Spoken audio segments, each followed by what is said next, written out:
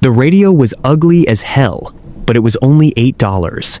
Mark Brennan stood in the thrift shop on Maple Street, turning the thing over in his hands. It was one of those old Zenith table models from the 70s. Wood-grained plastic meant to look classy, but just looking cheap. The dial was yellowed, the antenna bent, but when the clerk, a kid with more piercings than attention span, plugged it in to test it, static poured out like white noise from a dream. "Works," the kid said. "I can hear that." Mark pulled out his wallet. $8 to help him sleep. $8 to fill the silence in the house that had been screaming at him for 6 months. Ever since Claire died. That first night, he put the radio on his nightstand and turned it to pure static, somewhere between stations where nothing lived but electronic snow. The sound filled his bedroom like a presence. And for the first time since the funeral, Mark fell asleep before 2 a.m. He dreamed of Claire in her garden, her hands dark with soil, her face turned up toward a sun that seemed too bright, too white. When he woke, the radio was still hissing its white noise lullaby, and the clock read 3:47 a.m. That should have been it. A good night's sleep, finally. A small mercy. But the second night, the whispers started. At first, Mark thought it was his imagination, the human brain's tendency to find patterns in randomness, like seeing faces in clouds or Jesus in toast. The static would surge and ebb, and buried in those electronic waves, he'd hear what sounded like syllables, almost words. He turned it off, turned it back on. The whispers were still there, soft and insistent, like someone speaking underwater. Mark told himself it was just interference, another station bleeding through. The rational explanation. He was a high school math teacher. For Christ's sake, he knew about probability and coincidence. But on the third night, he heard his name. Asterisk. Mark. Asterisk. It came through the static, like a hook through flesh. He sat up in bed, his heart doing double time. The radio sat innocent on his nightstand, its dial glowing warm orange in the dark. "Hello?" His voice sounded stupid, desperate. Who the hell says hello to a radio? The static shifted, almost musical. And then, clear as a bell tower at midnight, "Come join me." It was Claire's voice. Mark didn't sleep the rest of that night. He sat in his bed with the lights on, staring at the radio like it might grow teeth. When his daughter Emma came downstairs at 7 for breakfast, he was still in his pajamas, coffee mug trembling in his hand. "Dad?" Emma was 13, all sharp edges and skepticism. "You look like hell." "Language," he said automatically. Mom let me say hell. The words hung there between them. Mom. Let. Past tense, both of them. And wasn't that just the sharpest knife in the drawer? "Bad dreams," Mark said. Just bad dreams. But Emma's eyes, Claire's eyes, that same green that could see right through him, narrowed. "Is it the radio? I heard it last night. That static. It's creepy. It helps me sleep." "Does it?" She grabbed a granola bar from the counter. "Because you look like you haven't slept in days." She wasn't wrong. But how could he explain? How could he tell his daughter that he'd heard her dead mother's voice whispering to him through a thrift store radio? That would get him a trip to a therapist's office so fast his head would spin. "I'm fine," he lied. "Better get to school." After Emma left, Mark unplugged the radio and shoved it in the hall closet behind the winter coats. Problem solved. Out of sight, out of mind. But that night, lying in the silence, he could feel the static calling to him. A pressure in his head, an itch he couldn't scratch. At 11:47 p.m., he got up, retrieved the radio, and plugged it back in. The whispers started immediately. Asterisk. "You weren't there when I needed you." Asterisk. Claire's voice. Not quite right. Like a recording played at slightly the wrong speed. Mark sat on the edge of his bed, his hands gripping his knees. "That's not fair," he said to the radio, to the ghost, to himself. "I was at work. How was I supposed to know?"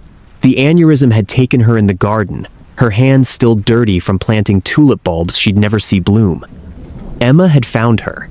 That was a guilt Mark would carry to his own grave, that his daughter had been the one to see her mother like that, crumpled among the flowers.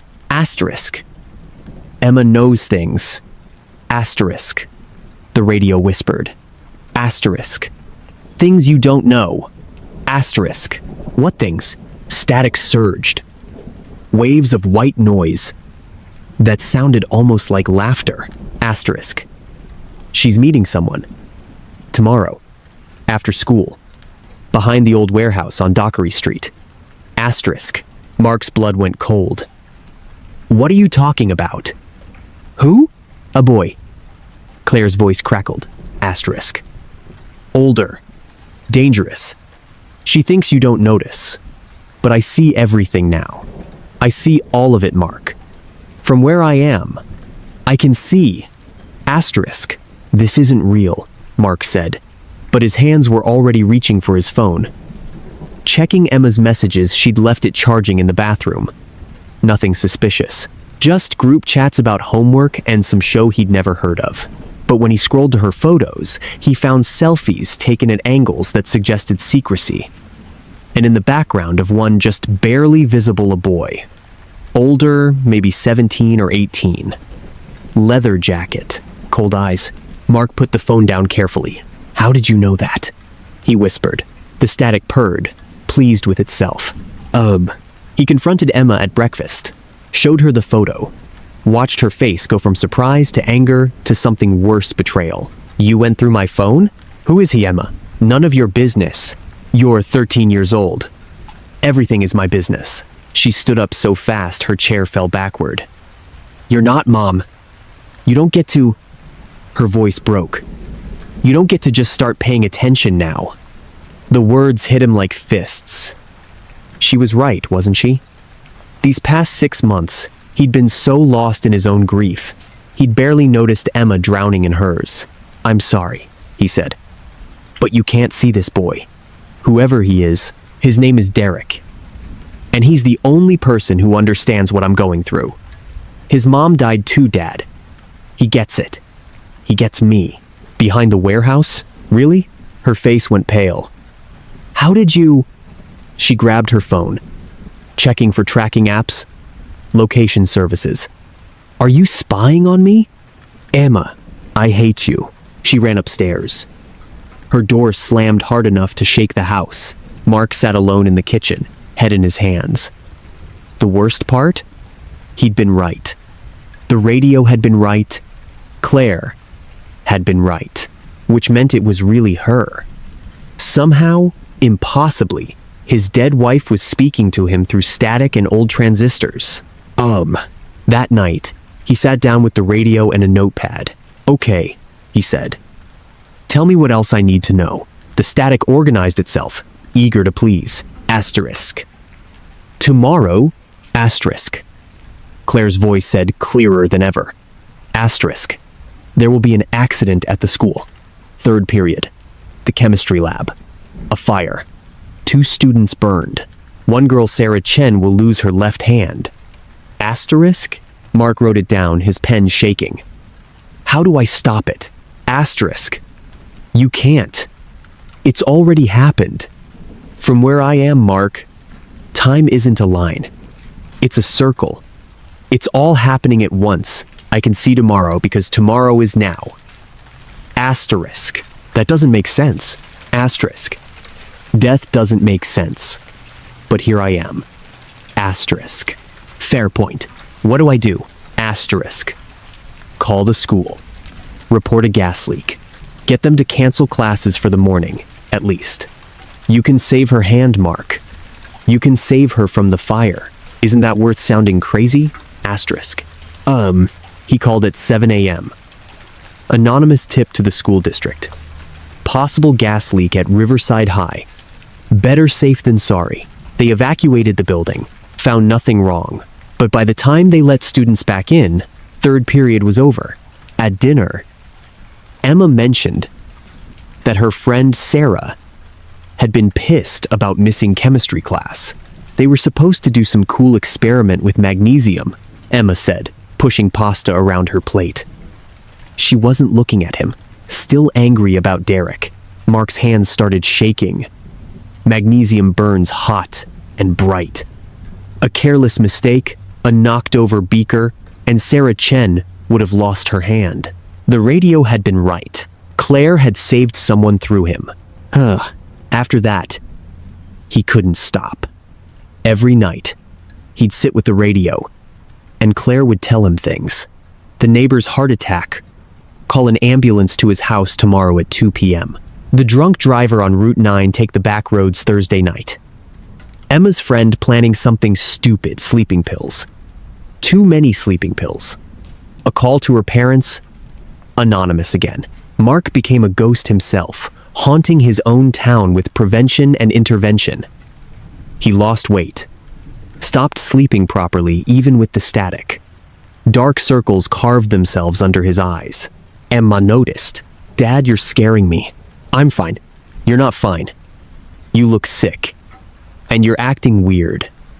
Mrs. Patterson said you called her at midnight last week telling her to check her smoke detectors. Why would you do that?" "Because Claire told me her house was going to catch fire. Because I saved her life. Because I can't stop listening to that damned radio." "Just being neighborly," Mark said. Emma stared at him. "I think you need to see someone. Like a professional." I said I'm fine, but he wasn't. He knew he wasn't. The breaking point came on a Tuesday. Mark sat with the radio, waiting for instructions, for warnings, for Claire's voice. But when it came through the static, it said something different. Asterisk. "Enough, Mark." Asterisk. "Bud." Asterisk. "Bud." "Dud." Asterisk. "Dud." Asterisk. "Dud." "Dud." "Dud." "Dud." "Dud." "Dud." "Dud." "Dud." "Dud." "What?" Asterisk. "You've done enough. You've saved enough people. Now it's time." Asterisk. "Time for what?" Asterisk. "Time to come join me." Like I said, come join me, Mark. It's so much easier here. I can see everything, but I don't have to feel anything. No pain, no guilt, no watching our daughter hate us a little more every day. Asterisk. Mark's breath caught. "I can't do that." Asterisk. "Why not? Who will even miss you? Emma's already learned to live without a mother. What's a father on top of that?" Asterisk. "That's not." Asterisk. "The radio knows how, Mark. It's been showing you, hasn't it? All those accidents you prevented? Now you know how they work. The gas leak, you could not report. The allergic reaction you could trigger. It's so easy. And then you'll be with me. We'll be together again." Asterisk. Mark's hands were shaking so hard he could barely hold the notepad. "You're not Claire." Asterisk. "Of course I'm Claire. Who else would know these things? Who else could save all those people through you?" Asterisk. "Claire would never ask me to leave Emma." The static surged, angry now, a wasp's nest of sound. Asterisk. "Emma doesn't need you. She needs her mother, and her mother is here, Mark. Bring her too. Bring Emma. We can all be together again. A family. The way it should be." Asterisk. Mark stood up so fast the chair fell over. "No, Mark, you're not Claire. I don't know what you are, but you're not my wife." The voice coming from the radio changed. Lower now, older. Something else wearing Claire's voice like a coat. Asterisk. "Smart boy. Took you long enough." Asterisk. Mark grabbed the radio and threw it against the wall. It shattered into pieces, plastic shards and broken circuits. But the static didn't stop. It poured from the broken pieces, filled the room, filled his head. Asterisk. "You think that will stop me? I'm in the wiring now, Mark. In the walls. In the electricity that runs through this whole house. I've been feeding on your grief for weeks, growing stronger. All those people you saved? Their gratitude, their relief delicious. But nothing compared to what I'll feast on when you and that daughter of yours join your wife. Asterisk. Mark ran from the bedroom, down the hall. He could hear the static following him, bleeding from light switches and outlets. The whole house was humming with it. Emma's door opened. She stood there in her pajamas, looking scared. "Dad? What's happening? I can hear. Get outside. Now." "What?" "Emma, now." He grabbed her hand and they ran down the stairs, the static growing louder, more insistent. It screamed from the television, from the microwave, from Emma's phone in her pocket. The lights flickered and buzzed. They burst out the front door into the cold October night. Behind them, every light in the house blazed to life at once. The windows glowed like eyes. And from inside, barely audible over the electrical scream, Mark heard Claire's voice one last time. Asterisk. "You can't run from grief, Mark. It will find you. It will always find you." Asterisk. The fire department said it was old wiring, a freak electrical surge that started in the bedroom and spread. The whole house was a loss. But at least no one was hurt. Mark and Emma stayed with his sister while they figured things out. Applied for insurance money. Started looking at new places. One night, Emma came and sat next to him on the couch. "Dad? Yeah? That radio. The one in your room. It was doing something to you, wasn't it?" Mark looked at his daughter, really looked at her, for the first time in months. Saw how much older she looked. How much she'd grown while he'd been lost.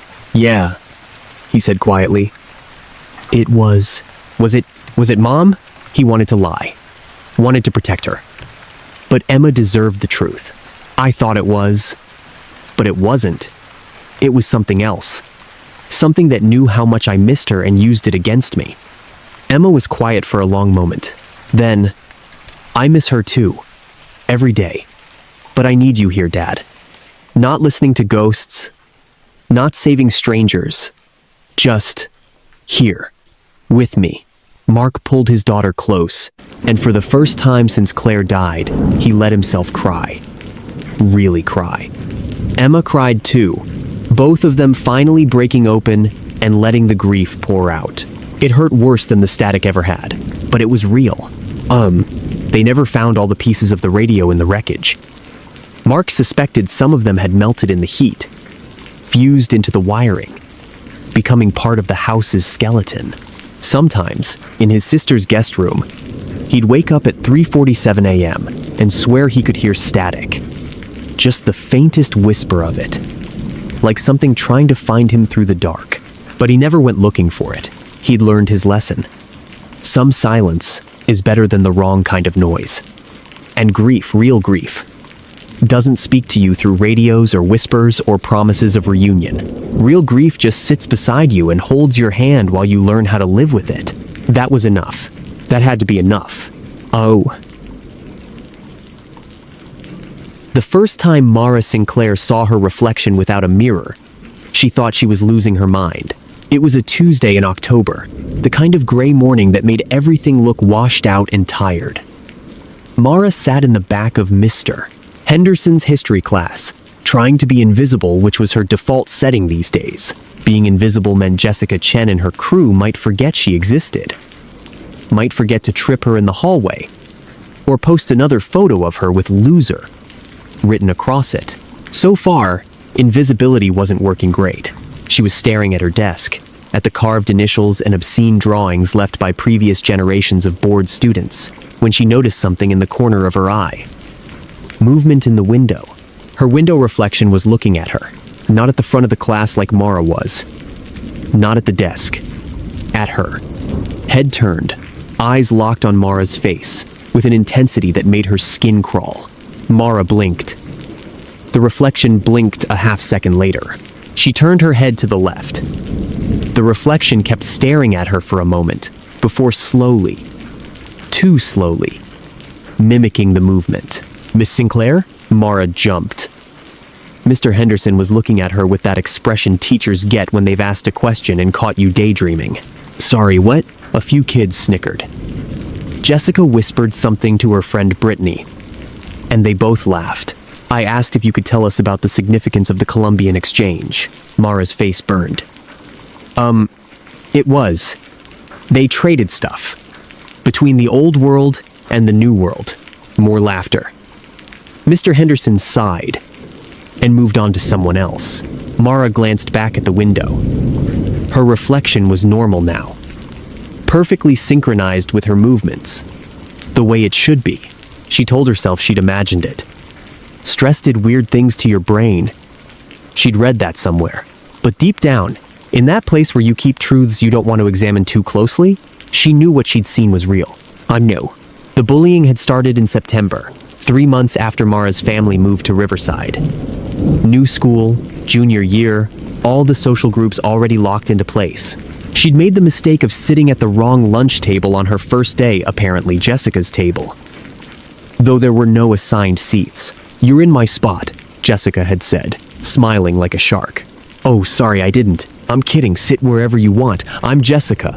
This is Brittany Tyler Connor." For one beautiful moment, Mara had thought she'd made friends. Then Jessica had leaned in close and whispered, "But seriously, you smell like thrift store. Maybe shower before lunch tomorrow?" The table had erupted in laughter. It had gone downhill from there. Now, October and Mara ate lunch in the library. She kept her head down in the hallways. She wore the same hoodie every day because at least it was armor. Even if it was old, her parents didn't know. Her dad worked long hours at the plant.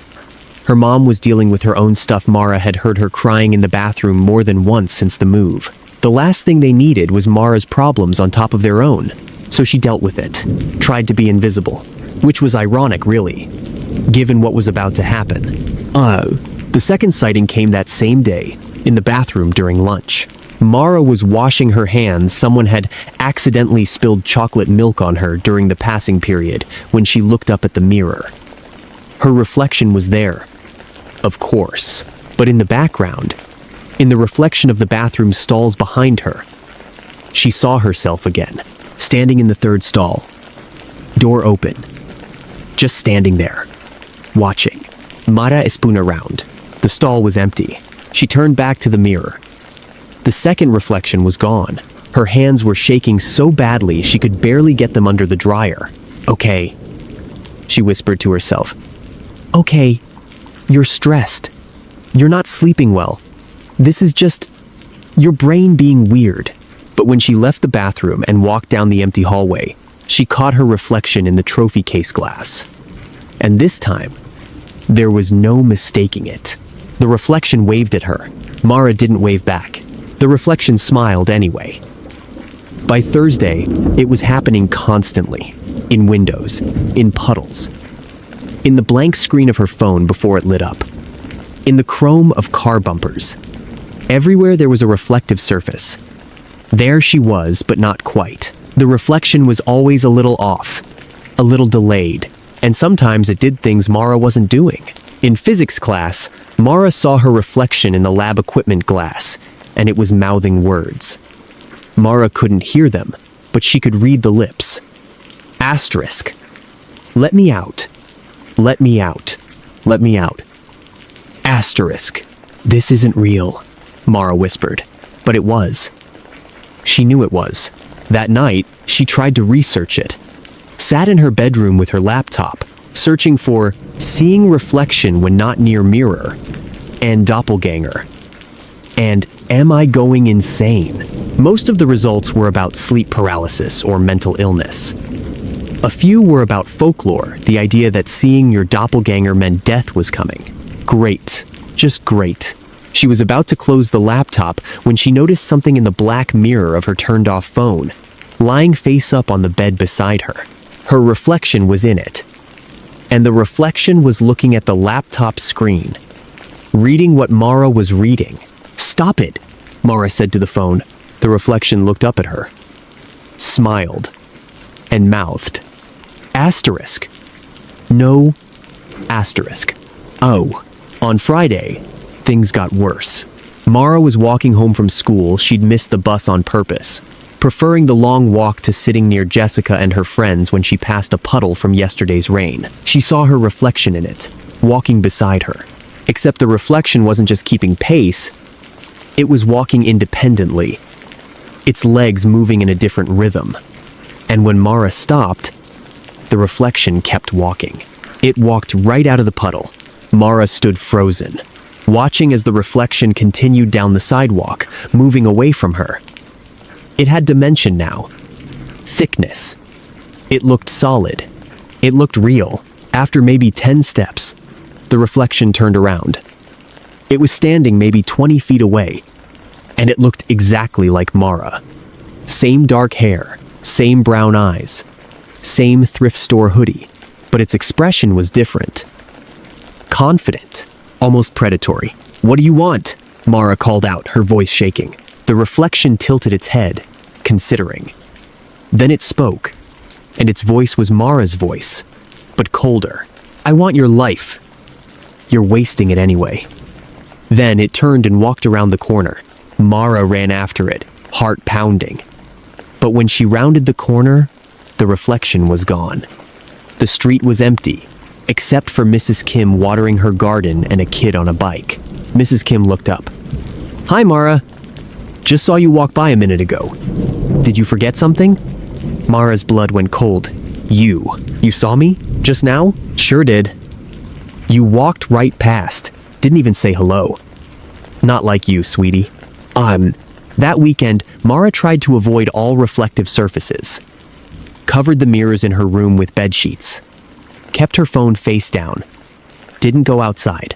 Her mom knocked on her door Saturday afternoon. "Honey? You okay? You've been in there all day." "I'm fine, just tired." Jessica called. "Said you were supposed to go to the movies?" Mara's door wasn't locked. She opened it fast enough to make her mom step back. "What? Your friend Jessica?" She called the house phone. Said you made plans to see that new horror movie at the mall.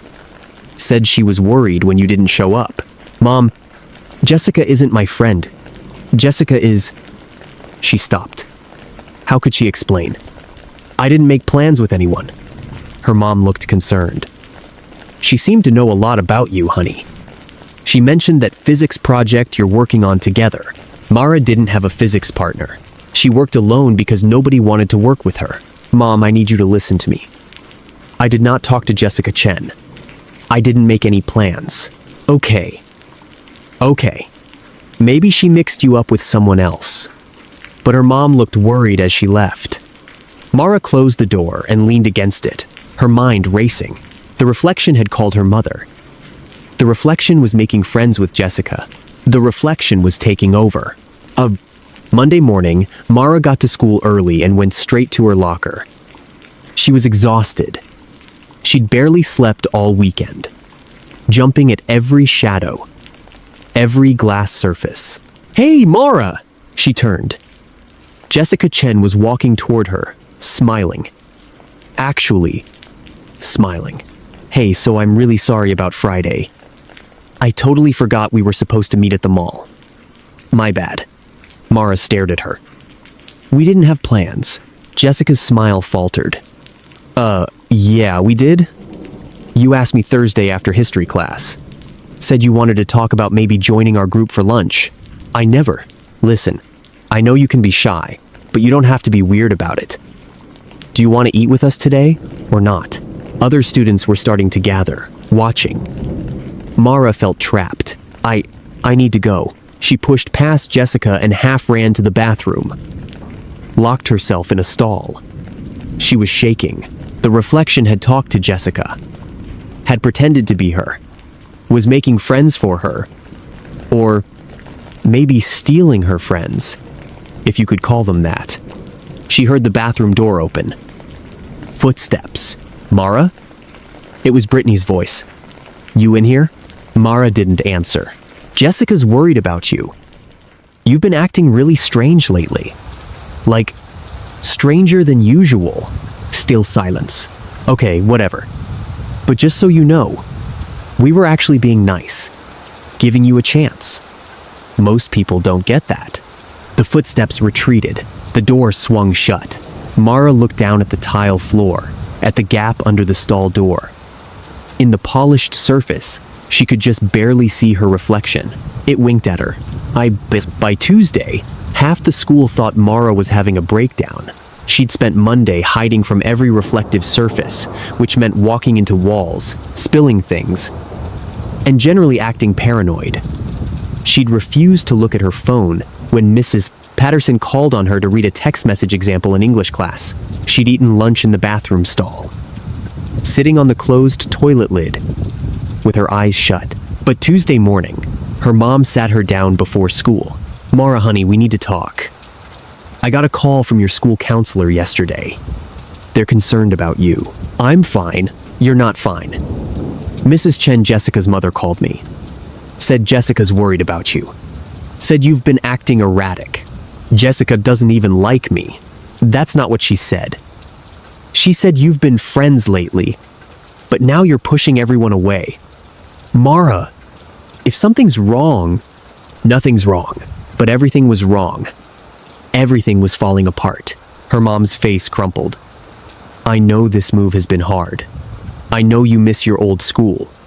But I think maybe we should make an appointment with someone. A therapist.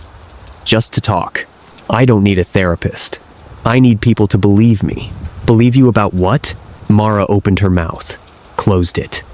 What could she say? That her reflection was alive? That it was replacing her? Her mom would have her in a psychiatric ward by noon. "Nothing," she whispered. "Never mind." That afternoon, Mara didn't go to school. She walked in the front entrance, then slipped out the side door and headed downtown. She needed answers, or proof, or something. She ended up at the library, the public one, not the school library, and spent hours researching doppelgangers, reflections, folklore from around the world. The stories varied, but the core was always the same. Seeing your double meant something bad. Death, usually, or replacement. In German folklore, the doppelganger was an omen. In Finnish mythology, it was called an etiäinen, a spirit that appeared before the person arrived, performing their actions in advance. But nowhere did Mara find a solution. No ritual, no spell, no way to stop it. She was sitting at a table in the corner, surrounded by books, when she noticed the dark computer monitor across the room. Her reflection was in it, but she wasn't sitting. The reflection was standing, walking through the library in the black mirror of that screen. It was browsing the shelves, pulling books, reading titles, and then it looked directly at Mara and smiled. Mara stood up so fast her chair fell over. The librarian looked up, annoyed. "Sorry," Mara mumbled, and ran out. She went home. Her parents weren't back yet. Dad's still at work. Mom at her part-time job at the grocery store. The house was empty. Mara went to the bathroom and tore the sheet off the mirror. Her reflection stared back at her. Normal? Synchronized. Just like it should be.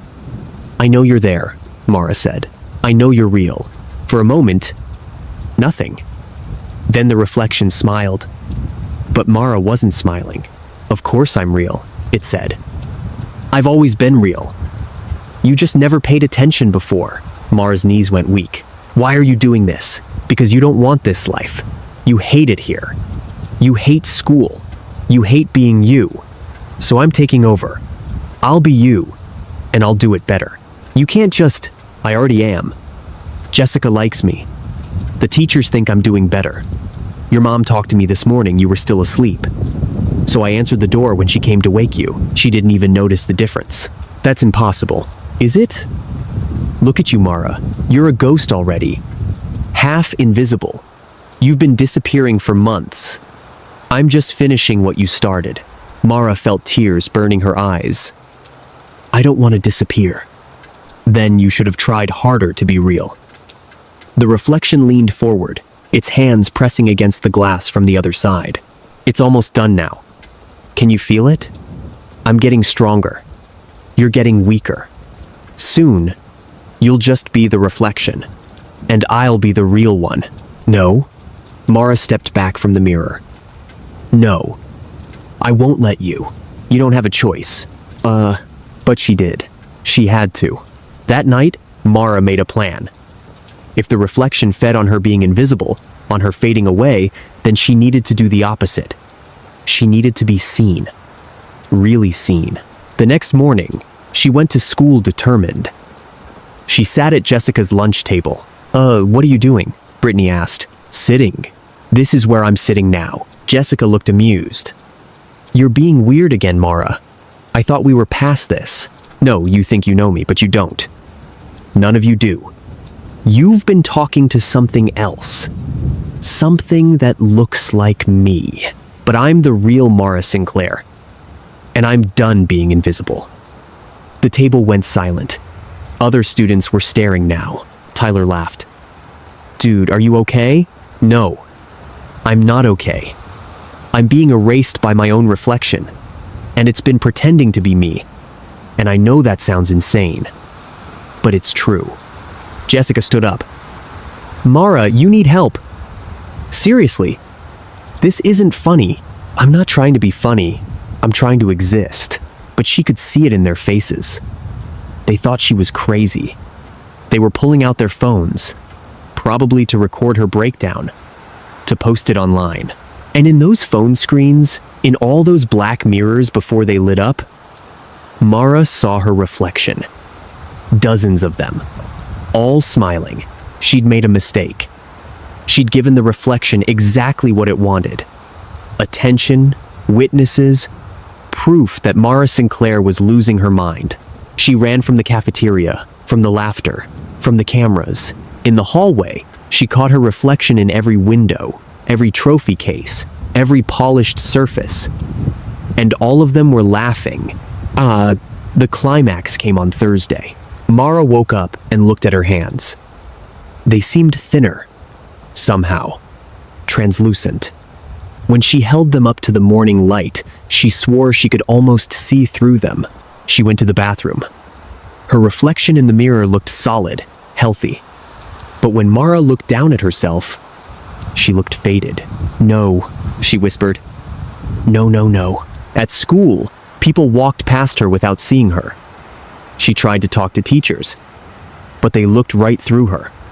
When she sat in her desk in history class, Mr. Henderson marked her absent. "I'm here," she shouted. "I'm right here." Nobody heard her. At lunch, she saw herself, her reflection, in her body sitting at Jessica's table. Laughing. Eating. Alive. Mara walked up to the table. Stood right next to her own body. "That's my life," she said. The reflection in Mara's body now, solid and real, looked up. Only it could see her, not anymore. It said quietly. And the others at the table didn't even notice it speaking. Mara felt herself fading more, becoming less. She looked down at her hands and could see the cafeteria floor through them. "Please," she whispered. "Please don't do this." "You did it to yourself," the reflection said, taking a bite of pizza. "You wanted to disappear. Now you have." By the end of the day, Mara Sinclair was barely there at all.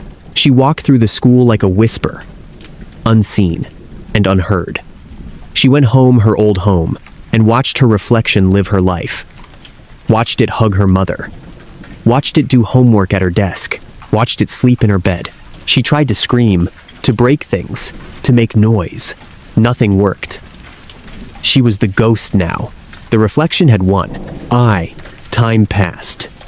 Days, weeks. Mara lost track. She existed as a shadow, a whisper in mirrors and windows. She could see out, but nobody could see in. She watched her reflection, her replacement, live her life better than she ever had. It made friends, got better grades, smiled more. Her parents never knew the difference. Sometimes, late at night, the reflection would look in the mirror and see Mara there, trapped on the other side, and it would smile. "Careful what you wish for," it would whisper. "You wanted to disappear. Now you're the reflection." Mara would press her hands against the glass, trying to break through, trying to scream. But reflections can't make sound, and eventually, even she forgot which one of them had been real to begin with. Years later, the girl who used to be Mara Sinclair graduated high school, went to college, got a job, fell in love, had a normal, happy life. But sometimes, when she looked in mirrors, she'd see something behind her reflection. A shadow that looked almost like a girl. A ghost wearing her face, mouth open in a silent scream. And she'd smile just a little before walking away. Some people spend their whole lives trying to be someone else. She'd actually done it. And the real Mara Sinclair? She was still in the mirror, fading a little more every day, becoming less and less real. Until one day, she'd be nothing at all. Just an old reflection of a girl who'd forgotten how to be seen.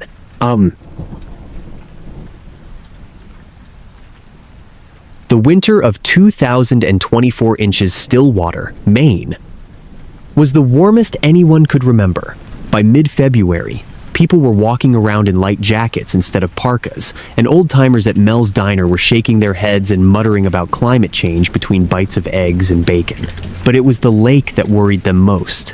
Lake Millicent, named after some settler's wife who'd probably been as cold and unforgiving as the water itself, had been frozen solid every winter since the town was founded in 1847. Thick enough to drive a pickup truck on. Thick enough to hold the annual ice fishing derby that brought in half the town's yearly tourism revenue.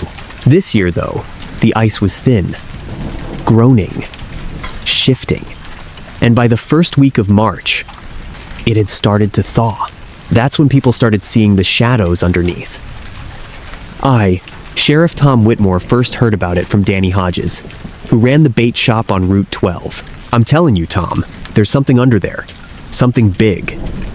Danny was 63 and had been fishing Lake Millicent since he was old enough to hold a rod. His hands shook as he poured too much sugar into his coffee at the diner counter. I was out on the South Shore yesterday morning, and I saw it moving, under the ice, like a shadow, but deliberate. Following the shore. Tom sipped his own coffee and tried to look interested without looking concerned. Small towns ran on rumor, and he'd learned that the best way to kill a rumor was to appear bored by it. Could have been a sturgeon. They get pretty big. Wasn't no fish. Fish don't walk, Tom. Tom set his cup down. Walk? It had legs. I could see them through the ice. Not many, 6, maybe 8. Hard to tell. But they were moving, Tom. This thing was walking along the lake bottom like it was taking a stroll. You been drinking, Danny? Not a drop. And I'm not the only one who's seen it. Ask Beth Corrigan. Ask Mike Santos. Hell. Ask your own deputy. I saw her parked at the North Shore access point yesterday afternoon, just staring at the ice. Deputy Sarah Chen. Tom made a mental note to talk to her. All right, I'll look into it. But Danny, do me a favor, don't go spreading this around. Last thing we need is panic over what's probably just shadows and stress. But Danny's expression said he knew better. And deep down, in that place where you keep the things you don't want to think about, Tom knew better too, because he'd been hearing the children singing it again. The rhyme. Asterisk, the things beneath. They sleep and wait. Asterisk. Asterisk. Behind the ice, behind the gate. Asterisk. Asterisk. When winter warms and ice grows thin. Asterisk. Asterisk. The things beneath will walk again. Asterisk. Tom's grandmother had taught him that rhyme when he was 6 years old, then made him promise never to sing it out loud. It's bad luck, she'd said, and she'd looked genuinely frightened. Some songs should stay buried. He hadn't thought about it in 40 years, but now the kids at Stillwater Elementary were singing it on the playground.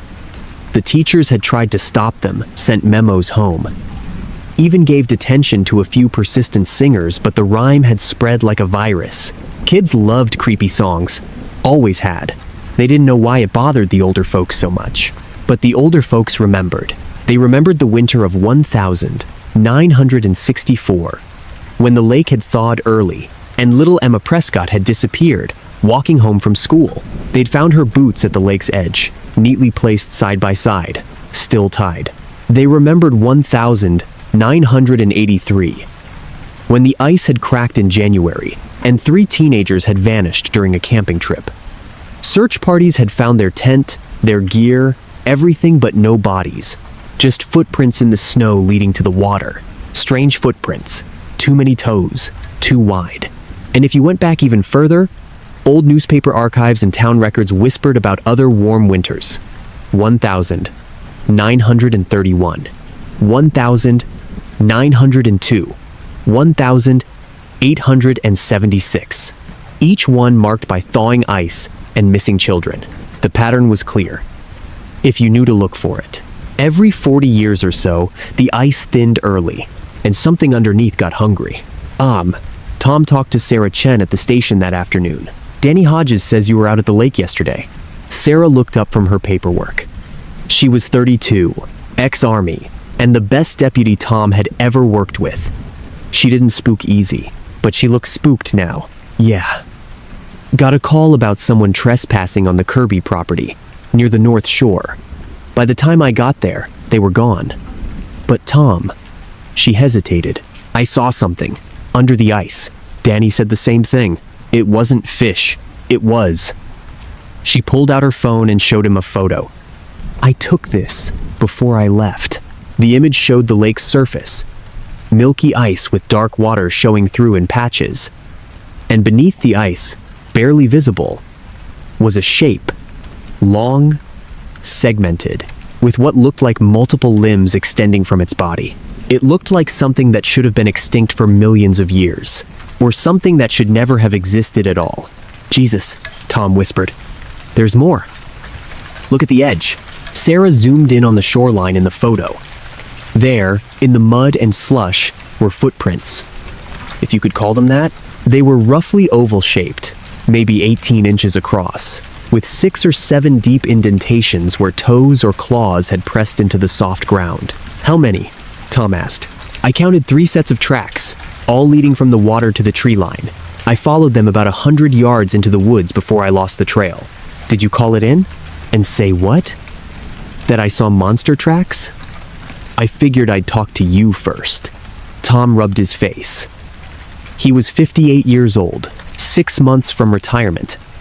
And this was not how he'd planned to end his career. Okay, we keep this quiet for now. I don't want panic. But I want you to drive the perimeter of the lake twice a day. Document anything strange. And Sarah? He looked at her seriously. Keep your weapon ready. She nodded.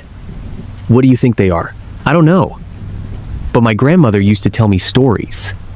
Said that before the town was built, the natives who lived here had a different name for Lake Millicent. Called it something that translated to the sleeper's water. Said there were things that lived in the deep parts. Things that only came out when the ice was thin enough for them to break through. You believe that? Tom looked at the photo again. At that impossible shape under the ice. I didn't, he said. But I'm starting to. The first child disappeared on a Wednesday. 7-year-old Connor Mills left his house to walk to his friend's place 3 blocks away. His mother watched him go, watched him reach the corner and turn left toward Pine Street. He never made it to his friend's house. They found his backpack at the edge of the lake, near the old boat launch. The zipper was open, contents spilled out homework, a half-eaten granola bar, a yo-yo. And next to the backpack, pressed deep into the muddy shore, were footprints. The wrong kind of footprints. Tom stood at the scene with Sarah, looking at those marks in the mud, and felt something cold settle into his stomach. We need to evacuate the town, Sarah said quietly. On what grounds? That there are monsters in the lake? The mayor will laugh us out of his office. Then what do we do? Tom didn't have an answer. He looked out at the lake. The ice was almost gone now, just scattered patches floating on dark water. And beneath that water, he could see shadows. Multiple shadows. Moving. How many were there? 3? 5? A dozen? We find Connor, Tom said. And we keep the other kids safe. Set up a watch. Patrol the streets. And for God's sake, tell the school to keep everyone inside until we figure this out. But even as he said it, he knew it wouldn't be enough. The things beneath were waking up. And they'd been hungry for a very long time. That night, Tom sat in his office, going through old records. Sarah had gone home to get some rest, he'd insisted. Knowing tomorrow would be a long day. The search for Connor would resume at dawn. But Tom couldn't sleep. He kept thinking about the footprints, about the shadows under the ice, about Connor Mills, 7 years old, missing for 8 hours now. He pulled out the archives box from 1964. Found the file on Emma Prescott. The case had gone cold quickly. No witnesses. No evidence except the boots at the lake's edge. The theory at the time had been abduction. Maybe someone passing through town. But reading the interviews now, Tom saw things he'd missed before. Multiple witnesses reported seeing strange disturbances in the lake the week before Emma disappeared. Odd splashing sounds at night. Dark shapes moving under the thinning ice. And 3 different people had reported seeing footprints near the shore. Footprints that didn't match any known animal. The sheriff at the time, a man named Warren Pike, had noted all of this in his reports. But he'd kept it out of the official story. In the margins of one report, Pike had written, "Asterisk. Grandmother's stories were true. God help us. Asterisk. Asterisk." Tom pulled out the 1,983 files. Same thing. Disturbances in the lake. Strange tracks. And at the bottom of the last report, written in fading ink, asterisk. They'll be back in 40 years, when the ice thins again. Asterisk. Tom checked his calendar. 41 years since 1983. Right on schedule. He was pulling out older files. 1,931. 1,902. When his phone rang. Sarah. "Tom, we've got another one. Sophie Brennan. Parents just called it in. She went out to walk the dog and didn't come back." "Where?" "Near the lake. Her dog came back alone, barking like crazy." "Tom, there's something else. The ice is completely gone now. And people are saying they can hear sounds coming from the water, like singing or humming." Tom grabbed his jacket and keys. "I'm on my way. Call everyone. Deputies, volunteers, anyone who can hold a flashlight. We're locking down this town tonight." "What do we tell people?" "The truth," Tom said. "Or as much of it as they'll believe." By midnight, half the town was gathered at the community center. The other half was locked in their homes. Doors bolted, windows covered. Tom stood at the front of the room, looking at the frightened faces staring back at him. He recognized most of them. He'd lived in Stillwater his whole life. These were his neighbors, his friends, and he was about to tell them there were monsters in the lake. "All right, listen up," he started. "I know you've all heard the rumors. About things in the water. About the missing kids. I'm here to tell you that the rumors are real."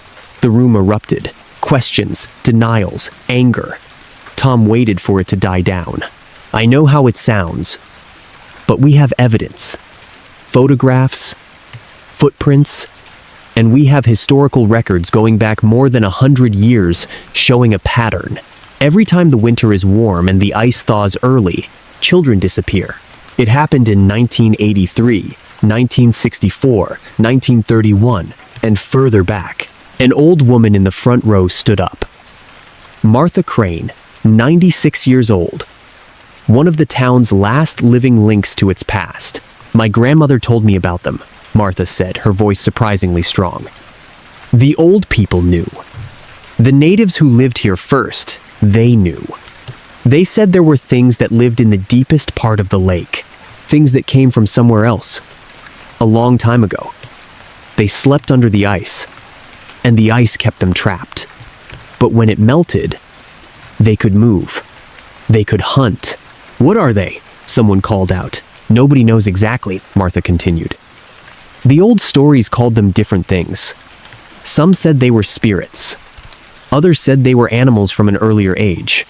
My grandmother just called them the things beneath. Said they needed to feed every few decades to keep sleeping.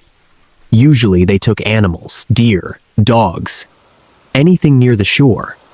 But when they were very hungry, they took children." "Why children?" a mother in the back asked, holding her son close. Martha's expression was grim. Because children are small, easy to drag down, and she paused, as if deciding whether to continue. The stories say children taste better. Something about innocence, like seasoning. The room went deathly quiet. Tom stepped forward. Look, I don't know what these things are, but I know they're real and they're dangerous. So here's what we're going to do.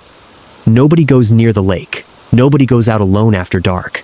Kids stay inside, period. We're setting up armed patrols around the town perimeter. And we're going to hunt these things. How? Someone asked. If they're in the water, how do we fight them? Good question. Tom didn't have a good answer, but then Sarah stepped forward. I've been doing research. The 1902 incident they fought back. A group of hunters and townspeople went out on boats with rifles and harpoons. They killed 2 of them. The records say it took most of the night, but they did it. After that, the disappearances stopped. For 40 years, Martha Crane added. Then they started again. So we do the same thing, Tom said. We go out there, we hunt them, and we end this. He looked around the room, seeing fear but also determination. Small town people were tough. They looked after their own. Who's with me? 23 men and women showed up at the boat launch at dawn, armed with rifles, spearfishing equipment, and a grim determination. Among them was Danny Hodges, Sarah Chen, and Marcus Webb, who ran the hardware store and had brought enough rope to tie up a battleship. Remember, Tom said as they loaded into 4 boats. These things are smart. They hunt in packs. Stay together, stay alert, and for God's sake, don't fall in the water. The lake was eerily calm as they pushed off from shore. The morning mist clung to the surface, making it hard to see more than 50 feet ahead. The water was dark. Darker than it should be, and perfectly still. Tom was in the lead boat with Sarah and Danny. They'd gone maybe 100 yards from shore, when Danny pointed at something in the water. There, see it? At first, Tom saw nothing. Then the mist shifted, and he caught a glimpse of something just beneath the surface, long and pale, like a massive eel, but with too many appendages. It was swimming parallel to their boat, keeping pace. Get ready, Tom said, raising his rifle. The creature surfaced 20 feet away, and Tom got his first clear look at it. It was like something from a nightmare dredged up from the bottom of the ocean, 10 feet long, maybe longer, with a segmented body that looked partially translucent. He could see organs pulsing inside it, dark and alien. 6 legs? Or were they arms? Extended from its middle section, each ending in a cluster of what looked like fingers or claws. The head was the worst part, vaguely skull-shaped but wrong, with too many eye sockets and a mouth that split open vertically, revealing rows of needle teeth. It looked at them. Actually looked at them, with intelligence in those multiple eyes. Then it sang. The sound was high-pitched and melodic, almost beautiful, like a choir of children's voices, but underwater, distorted. The same notes as the nursery rhyme. Asterisk, the things beneath, they sleep and wait. Asterisk. Shoot it, Sarah yelled. All 3 of them opened fire. The bullets hit the creature, punching dark holes in its pale flesh. It thrashed, that singing turning to a shriek, and dove beneath the boat. The other boats converged, everyone searching the water for signs of it. Did we get it? Danny asked. Then the boat lurched. Something had grabbed it from underneath. Tom stumbled, nearly fell over the side. Sarah caught him. The boat lurched again, harder. Wood cracked. Water began seeping in through splits in the hull. It's under us, Sarah shouted. It's breaking the boat. Tom looked over the side and saw not 1 but 3 of the creatures circling beneath them, their pale bodies moving in a coordinated pattern. They were working together, herding.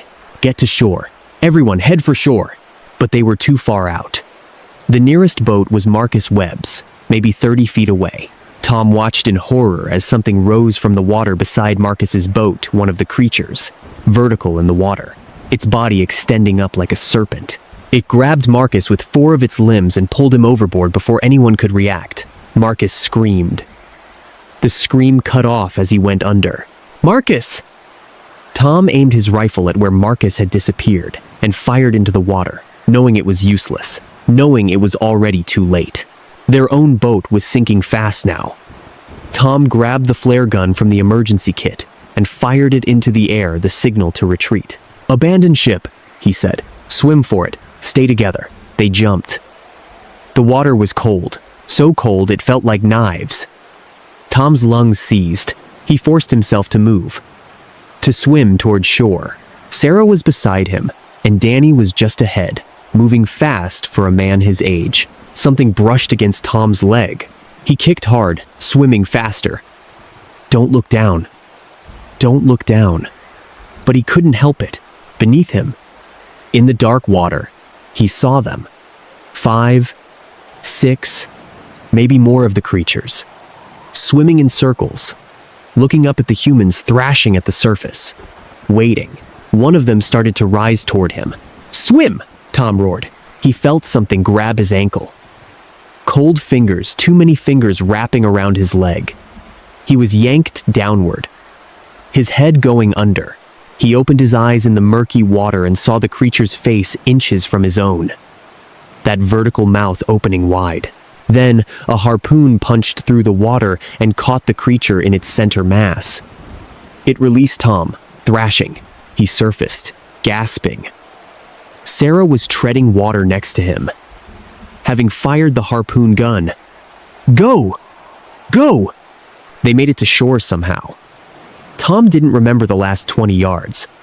Just the feeling of his hands hitting mud, his knees on solid ground. Danny pulling him up the bank. He collapsed on the shore, coughing up lake water, and looked back. 3 boats sinking.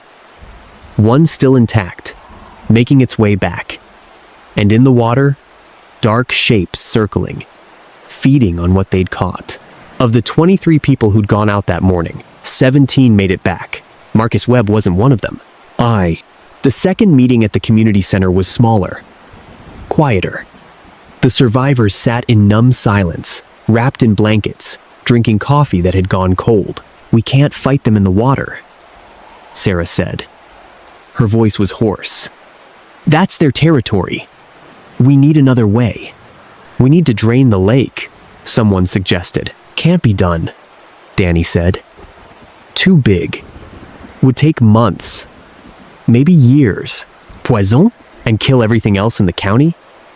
The lake feeds into the river system. "Then what?" Tom asked. He felt old, defeated. They'd lost 6 people, including Marcus, and accomplished nothing except confirming that yes, there were monsters.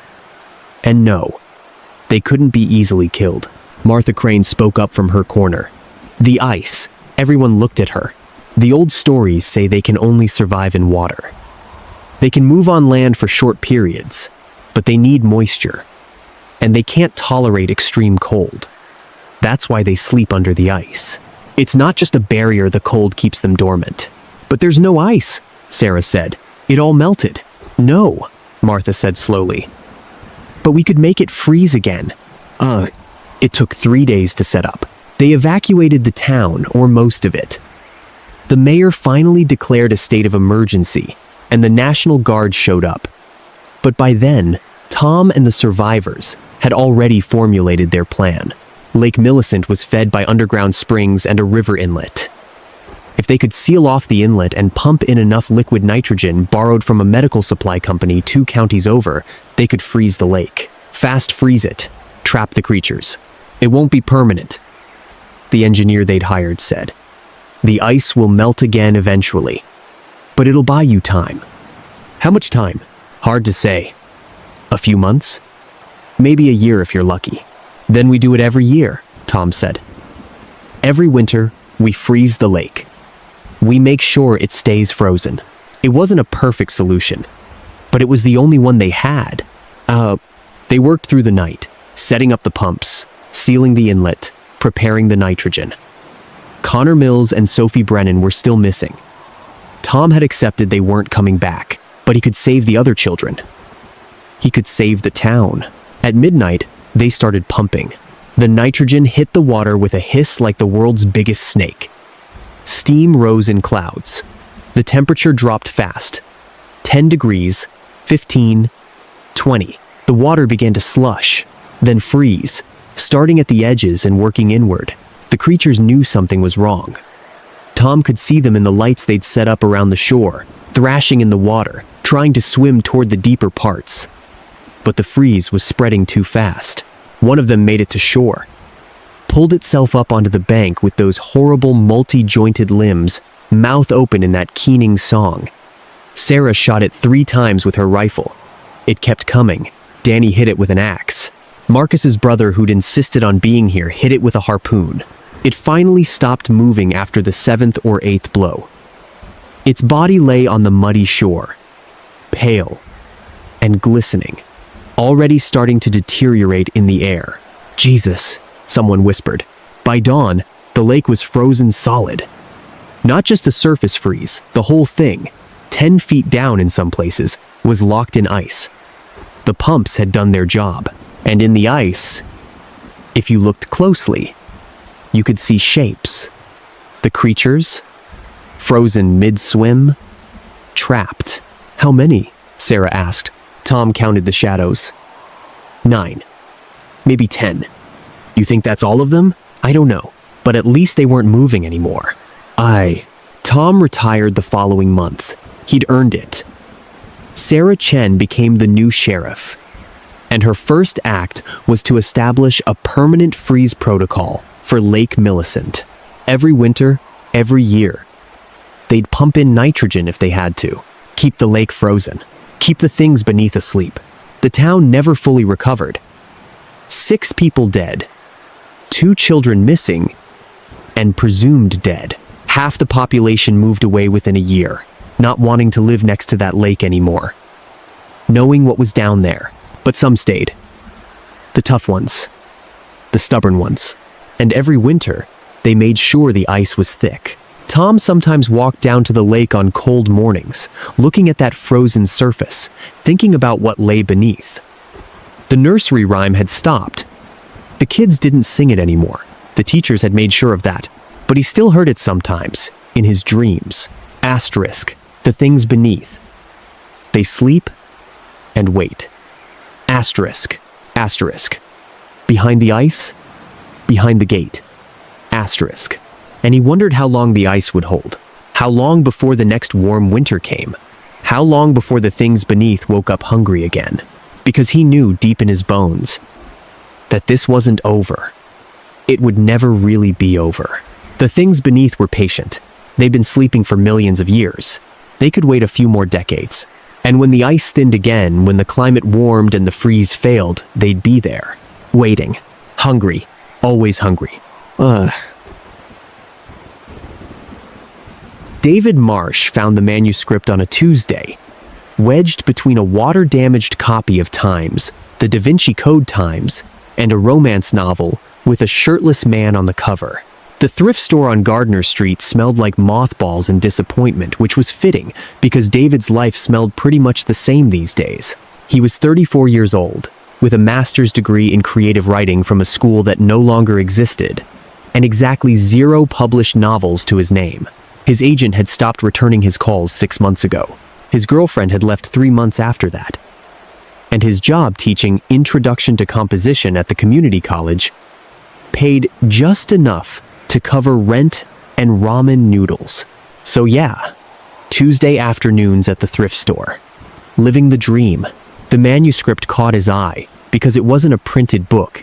It was a stack of loose pages, maybe 200 of them, bound with those old-fashioned brass fasteners. The title page read, asterisk, asterisk, your life. Chapter by chapter, asterisk, asterisk. Be anonymous? David almost laughed. Some pretentious creative writing student's abandoned project. Probably. He'd seen 1,000 of them. Hell, he'd written 1,000 of them. But something made him pick it up. Maybe it was boredom. Maybe it was the fact that the title was kind of intriguing. Or maybe, And this was the thought that would haunt him later. Something wanted him to pick it up. The price tag said 50 cents. David paid and took it home. His apartment was a studio in a building that had been vintage when his grandmother was young and was now just old. He made instant coffee, sat at his desk, a card table he'd found on the curb, and opened the manuscript. The first page, after the title, started like this: Asterisk. Chapter 1. The Discovery. Asterisk. Asterisk. David Marsh will find this manuscript on a Tuesday afternoon in March at the thrift store on Gardner Street. He will pay 50 cents for it, the last of his weekly budget, and will bring it home to his studio apartment. He will make instant coffee, Folgers, too much water, not enough grounds, and sit at his card table desk to read. Asterisk. Asterisk. He is reading these words right now. Asterisk. David's coffee cup stopped halfway to his mouth. His name. His actual name. And the details. The day. The store. The coffee. This wasn't possible. This was some kind of joke. He flipped to the front of the manuscript, looking for a name, a clue. Anything. But there was nothing. Just that one name. Anonymous. He kept reading, his hands starting to shake. Asterisk. David's first thought will be that this is a prank. His second thought will be that he's losing his mind. His third thought, the one he'll try to suppress, is that this might be real. That somehow, impossibly, this manuscript is describing his life as he lives it. Asterisk. Asterisk. He will check his phone. 4:47 p.m. He will have one new email from the college about a mandatory faculty meeting next Monday. Asterisk. David grabbed his phone. 4:47 p.m. He opened his email. One new message. From the college. About a mandatory faculty meeting. Next Monday. No, he said out loud. No, no, no. But his hands were already turning the page. Asterisk. Chapter 2. The Test. Asterisk. Asterisk. David will not sleep well Tuesday night. He will lie awake, trying to convince himself that the manuscript's accuracy was coincidence. Maybe someone is pranking him, someone who knows his schedule, his habits. Maybe he's hallucinating from stress and malnutrition. Asterisk. Asterisk. On Wednesday morning, he will skip his 8 a.m. class. Modern American Literature. 12 students, 3 of whom actually do the reading, and go to Jimmy's Diner on State Street. He will order the breakfast special, 2 eggs, hash browns, wheat toast, and will try to read ahead in the manuscript to see what happens next. Asterisk. Asterisk. But he won't be able to. The pages beyond Chapter 2 are blank until he lives them. Asterisk. David slammed the manuscript shut. He didn't sleep Tuesday night. Every time he closed his eyes, he saw those words. Asterisk. He is reading these words right now. Asterisk. Wednesday morning, he called in sick. Told the department secretary he had food poisoning. Then he grabbed his jacket, grabbed the manuscript, and headed for Jimmy's Diner. He had to test this. Had to know. He ordered pancakes. Deliberately. Defiantly. Not the breakfast special. The waitress name tag said, Denise, wrote it down, and walked away. David opened the manuscript with shaking hands. Asterisk. Chapter 2. The Test. Asterisk. Asterisk. David will not sleep well Tuesday night. He will lie awake, trying to convince himself that the manuscript's accuracy was coincidence. Maybe someone is pranking him, someone who knows his schedule, his habits. Maybe he's hallucinating from stress and malnutrition. Asterisk. Asterisk. On Wednesday morning, he will skip his 8 a.m. class. Modern American Literature. 12 students, 3 of whom actually do the reading, and go to Jimmy's Diner on State Street. He will try to order pancakes, a small act of rebellion, proving to himself that he has free will, that he can deviate from the script. Asterisk. Asterisk. But when Denise comes back to the table, she'll apologize. They're out of pancake batter. The delivery truck didn't come. Would the breakfast special be okay instead? Asterisk. David looked up just as Denise returned to his table. Sorry, hon, she said. Cook just told me we're out of pancake batter. Delivery truck's late. Can I get you the breakfast special instead? On the house for the inconvenience? David's mouth was dry. Sure, he whispered. Denise smiled and walked away. David looked down at the manuscript. New words were appearing on the page, as if written by an invisible hand. Asterisk. He will order the breakfast special, 2 eggs, hash browns, wheat toast, and he will begin to understand that this isn't about predicting his future. This is about writing it. Asterisk. The next week was a nightmare of confirmation. Everything the manuscript said would happen, happened. Not might happen, would happen. The manuscript used future tense, like a command, not a prediction. Thursday. Asterisk. David will receive a call from his mother at 2:13 p.m. She will ask him if he's eating enough. He will lie and say yes. Asterisk. The call came at 2:13. He lied. Friday. Asterisk. David will see his ex-girlfriend Amanda at the grocery store. She will be with someone new. A tall man with expensive shoes. David will pretend not to see them and will leave without buying anything. Asterisk. He saw Amanda in the produce section. The man with her was tall, wearing shoes that probably cost more than David's monthly rent. David left his half-full cart and walked out. Saturday. Asterisk. David will spend the day reading ahead, trying to find the end of the manuscript. He will find that new pages appear only after he's lived them. The manuscript is exactly as long as his life so far. No more, no less. Asterisk. David read until his eyes burned. The manuscript was currently 147 pages long. He was 34 years old. Did that mean his life was being written at about 4 pages per year? He tried to do the math, but couldn't focus.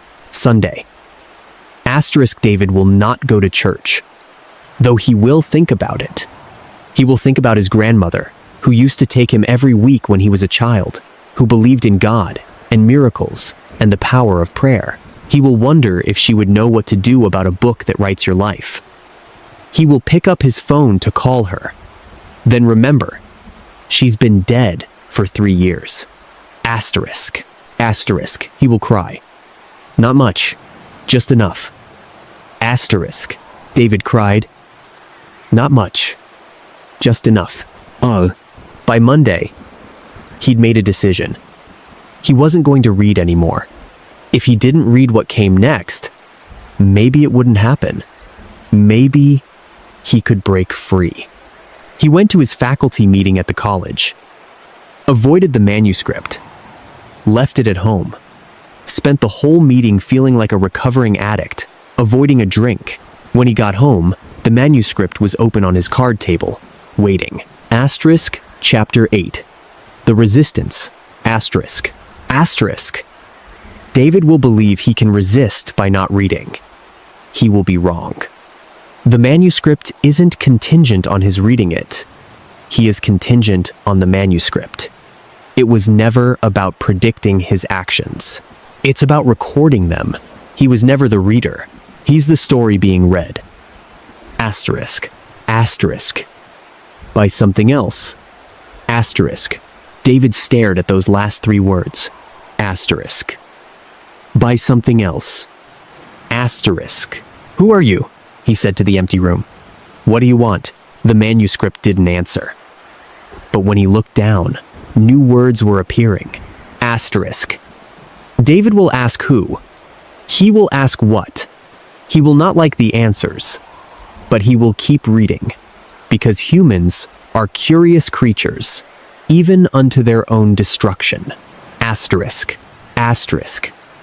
Especially unto their own destruction. Asterisk. Oh, dat. The prediction stayed mundane for another week. Classes, meals, sleep. A rejection email from a literary journal he'd forgotten he'd submitted to. A parking ticket. Life's small indignities, cataloged with cruel precision. But then Chapter 15 happened. Asterisk. David will receive a letter from Amanda. She will say she left some things at his apartment books, mostly, and a sweater she wants back. She will ask him to mail them. Her new address will be in Portland. Asterisk. Asterisk, David will be angry. 3 months of silence. And now she wants her stuff? He will write a reply. Something bitter. Something cutting. He will tell her to come get the things herself if she wants them so badly. Asterisk. Asterisk. He will send the email at 11:47 p.m. after 3 beers he can't afford. Asterisk. The letter came. David felt the anger rising, exactly as described. He drank the beers. When had he bought them?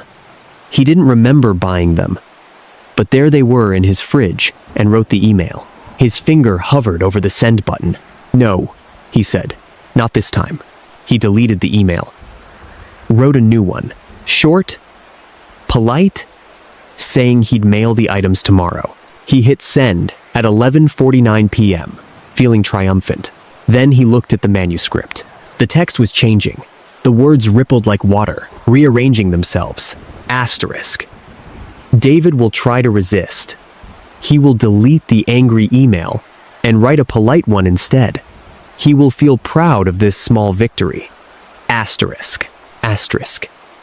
He will be wrong to feel proud. Asterisk. Asterisk. Because at 11:52 p.m., he will check his sent folder and discover that the email he sent was not the polite one. It was the angry one. Somehow, impossibly, the words will have changed between his outbox and Amanda's inbox. Asterisk. Asterisk. She will never speak to him again. Asterisk. David's blood went cold. He checked his sent mail, the angry email, the one he deleted. Sitting there in his sent folder. Timestamp 11:47 p.m. No, he whispered. I didn't send that. I didn't, but he had, or something had sent it for him. The manuscript wasn't just predicting his life anymore. It was writing it. Chapter 20 came 3 days later, and that's when things got dark. Asterisk. David will walk past an old man on State Street. The man will be struggling with grocery bags, walking slowly, blocking the sidewalk. David will feel a flash of irritation. Why are old people always in the way? And will consider pushing past him roughly, shoulder checking him, maybe even tripping him. Asterisk. Asterisk. He won't do it, of course. David's not that kind of person. He'll mutter, "Excuse me," and walk around, feeling guilty about the thought. Asterisk. Asterisk. But the thought will stay with him. Asterisk. David put the manuscript down, feeling sick. That evening, walking home from campus, he passed an elderly man on State Street. Grocery bags, slow walker, blocking the sidewalk, and David felt it. A hot spike of anger, disproportionate and ugly. The urge to shove, to hurt, to... He walked around the man carefully, mumbling an apology, but the thought stayed with him. The next chapter was worse. Asterisk. Chapter 21. The escalation. Asterisk. Asterisk. David will start noticing the intrusive thoughts. They've always been there. Everyone has them. The urge to jerk the steering wheel into oncoming traffic. The impulse to jump when standing at a height. The brain's way of testing its own safety systems. Asterisk. Asterisk. But David's intrusive thoughts are getting stronger. More specific. The manuscript is planting seeds, and David's mind is watering them. Asterisk. Asterisk. On Thursday, in his 2 p.m. class, a student named Trevor will challenge one of David's opinions about Hemingway. Trevor is 19, overconfident, and consistently wrong but somehow convinced of his own brilliance. Asterisk. Asterisk, David will imagine hitting him. A quick punch to Trevor's smug face. He'll picture it clearly. The shock in Trevor's eyes, the blood from his nose, the satisfying crunch of cartilage. Asterisk. Asterisk. He won't do it. But he'll think about it for the rest of class. Asterisk. Thursday came. Trevor insufferable. Overconfident Trevor argued that Hemingway was overrated, called his prose simplistic, and David felt his fist clench, felt the imaginary impact, saw the blood. He excused himself, went to the bathroom, and threw up. The chapters kept coming. Each one darker than the last. Chapter 25. Asterisk David will think about Amanda's new boyfriend. The tall man with expensive shoes. He'll look him up on social media. Robert Chen, architect, drives a Tesla. David will imagine slashing the tires, breaking the windows. Worse things. Asterisk. Chapter 28. Asterisk David will stop eating regularly. The manuscript requires his attention. Food is a distraction. Sleep is a distraction. Everything except the manuscript is a distraction. Asterisk. Chapter 30. Asterisk David will realize he's losing weight. His clothes hang loose. His face looks gaunt in the mirror. He looks like his father did, near the end, before the cancer took him. He looks like a ghost of himself. Asterisk. Asterisk. Maybe that's what he's becoming. Asterisk. And then came chapter 33. Asterisk. David will find a gun. Asterisk. He didn't remember buying it. Didn't remember leaving his apartment, going to the pawn shop on Baker Street, filling out the forms. But Tuesday afternoon, there it was. A revolver. Sitting on his card table next to the manuscript. His hands were shaking as he picked it up. It was heavy. Real. He opened the manuscript, dreading what he'd find. Asterisk. Chapter 33. The weapon. Asterisk. Asterisk. David will find a gun on his desk. He won't remember acquiring it, but that doesn't matter. The manuscript needs him to have a gun. The story is reaching its climax. Asterisk. Asterisk. He will spend Wednesday thinking about what to do with it. The thoughts will come unbidden. His ex-girlfriend and her new boyfriend. Trevor, the smug student. The landlord who raised his rent. The agent who stopped returning his calls. Asterisk. Asterisk. All the people who've wronged him. All the people who deserve it. Asterisk. Asterisk. No, that's not right. They don't deserve it. But David will think they do. The manuscript is very good at making him think things. Asterisk. I won't do it, David said to the empty room. Whatever you're trying to make me do, I won't. The manuscript's pages riffled, though there was no wind. New words appeared. Asterisk. David will say he won't do it. David is a liar. Asterisk. Wednesday was a blur. David called in sick again. He sat at his card table, staring at the gun, trying not to think about the things the manuscript was making him think about. At 3 p.m., his phone rang. His mother? He almost didn't answer. But the manuscript said he would. So he did. David, honey, I was thinking about you. Are you okay? You sound tired. I'm fine, Mom. Are you eating? You need to eat, sweetheart. He looked at the gun. I know, Mom. I worry about you. Ever since Amanda left. I have to go, Mom. I love you. He hung up before she could respond. The manuscript was open to chapter 34. Asterisk. David will hang up on his mother. It will be the last time he speaks to her. Asterisk. Asterisk. Because on Thursday, David will take the gun to campus. He will walk into his 2 p.m. class, where Trevor sits in the front row. Always in the front row. Always so sure of himself. Asterisk. Asterisk. And David will asterisk. No. David grabbed the manuscript and threw it across the room. It hit the wall and pages scattered everywhere. I won't. I'm not a killer. I'm not. But even as he said it, he felt the pull, the compulsion. The manuscript wasn't asking him to do these things. It was making him want to do them, rewriting his thoughts, his impulses, his very nature. He was a character in a story, and characters don't get to choose their own actions. He scrambled across the room, gathering the pages with shaking hands. He had to see the end. Had to know how this story finished. Chapter 35 was already written, the ink still wet. Asterisk. David will try to resist. He will tell himself he's not a killer, that he has free will, that he can change the ending. Asterisk. Asterisk. He cannot change the ending. Asterisk. Asterisk. But he can choose to skip to the last page. See how his story concludes. Asterisk. David's hands moved of their own accord, flipping through the pages. Chapter 40. Chapter 50. 60. 70. The manuscript was getting longer. More pages appearing as he watched, sprouting like weeds. Finally, he reached the last written page. Chapter 88.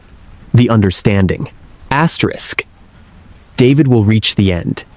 He will read these words, and he will finally understand. Asterisk. Asterisk. The manuscript isn't cursed. The manuscript isn't magic. The manuscript is simply showing David what was always going to happen. Every human life is a story being written by forces beyond their control. Genetics, trauma, circumstance. The infinite cascade of cause and effect that started with the Big Bang and won't end until the heat death of the universe. Asterisk. Asterisk free will is the illusion. The story is the reality. Asterisk. Asterisk. David always had these dark thoughts. The manuscript didn't put them there. It just made him aware of them, made him see what he was capable of, what he was always capable of. Asterisk. Asterisk. And now he has a choice. The only real choice anyone ever has. Asterisk. Asterisk. Does he play out the role written for him? Asterisk. Asterisk. Or does he close the book? Asterisk. David sat there, pages scattered around him, gun on the table, his whole body shaking. Thursday. Tomorrow was Thursday. 2 p.m. class. Trevor, in the front row. The manuscript said he would do it. Said he would take the gun, walk into class, but it also said he had a choice. Close the book. That night, David didn't sleep. He sat at his card table, staring at the manuscript and the gun. Two objects. Two futures. In one future, he followed the manuscript. Became the person it said he was. Trevor died. Maybe others. And then David would die too. Police, prison, or his own hand. That's how these stories always ended. In the other future, at 4:47 a.m., David stood up. He put the gun in a plastic bag. He would throw it in the river on his way to the police station. He would turn himself in for what? He wasn't sure. Planning? Thinking? But he'd tell them everything. He picked up the manuscript. All those pages. His life in chapters. And he realized it wasn't finished. There were blank pages at the end. His story wasn't over. Yet. Unless he wanted it to be. David walked to his kitchen 3 steps in a studio apartment and turned on the stove. He held the first page over the flame and watched it catch. Then the next page. And the next. The manuscript burned quickly. Pages curling and blackening. His life turning to ash. And with each page that burned, he felt something loosening.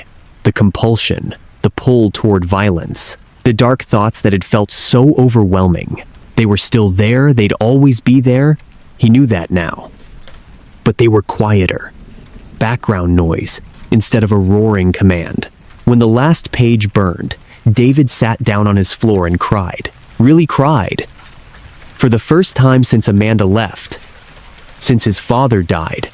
Since he'd realized his dreams of being a writer were probably just that, dreams.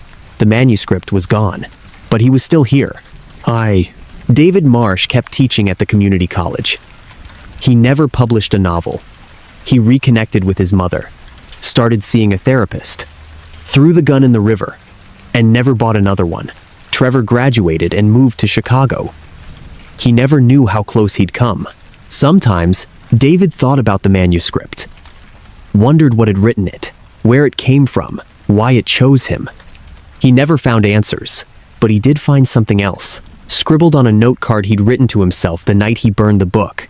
Asterisk. Every story has an author, but sometimes you can refuse to read ahead.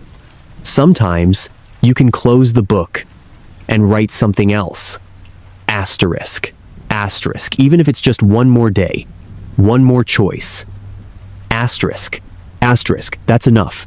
Asterisk. David kept that note card in his wallet. He still has it. And he's still writing his story, just not the one the manuscript wanted him to tell. Oh, asterisk, asterisk, epilogue. The next reader, asterisk, asterisk. In the thrift store on Gardner Street, between a water-damaged copy of Times, the Da Vinci Code Times, and a romance novel with a shirtless man on the cover, a new manuscript appears. The title page reads, asterisk, asterisk, Your Life, chapter by chapter. Asterisk, asterisk, Be anonymous. The price tag says 50 cents. Someone will buy it. Someone always does. And when they open it, they'll see their name on the first page, along with a description of how they found this manuscript, where they're sitting as they read it, what they're thinking. They'll try to resist. They always try. But the manuscript is patient, and it's very, very good at its job. After all, every life is a story. The only question is, who's writing yours?